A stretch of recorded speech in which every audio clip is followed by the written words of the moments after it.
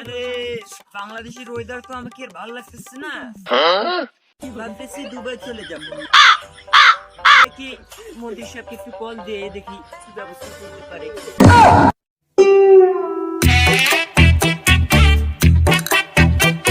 Hello মন্ত্রী সাহেব, আমার ভিসার কি ব্যবস্থা করলেন?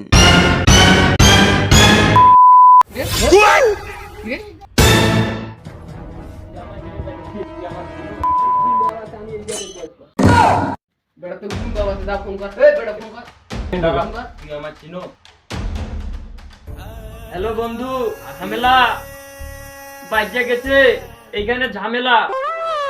এই গ্রামে আছে নাকি তোমার থেকে বড় বড় নেতা? কি তোরে আটকাই রাখছে? যাইতেছি আমি, যাইতেছি।